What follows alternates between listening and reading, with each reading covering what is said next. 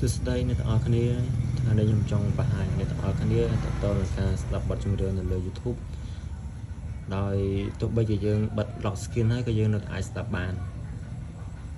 អញ្ចឹងដើម្បីអាចស្ដាប់បទចម្រៀងនៅលើ YouTube ទាំងបិទ lock screen ហើយវានៅតែលឺបាន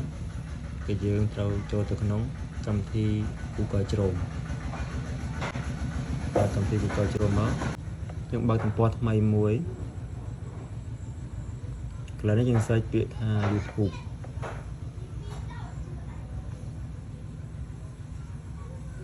នៅខាងលើនេះ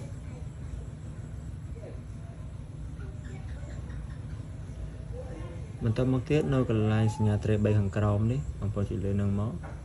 ហើយអូវាមកក្រោមបន្តិចហើយគ្រីសនៅលើពាក្យថា desktop site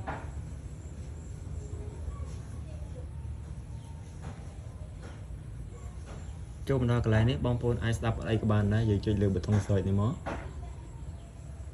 ឥឡូវឧទាហរណ៍ខ្ញុំចង់ស្ដាប់បទចំប៉ាបន្ទាយដែក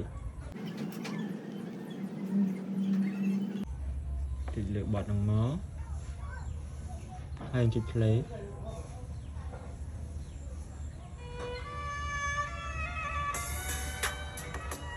នៅពេលដែលបទចម្រៀង play បងប្អូនចុចសញ្ញា lock screen ចុចប៊ូតុង lock screen ទៅតែនៅពេលដែលយើងចុចបិទទៅគឺវាអត់ឮទេចុចលើវាមួយទៀតមកហើយបន្តមកចុចសញ្ញា play នេះគឺវាលឺវិញហើយតើមកទៅយើងចុចសញ្ញាប៊ូតុងបិទហ្នឹងទៅបីយើងចុចបិទហើយក៏វានៅតែលឺដែរអញ្ចឹងយើងអាចស្ដាប់បទចម្រៀងទាំងយើង lock screen បានហើយ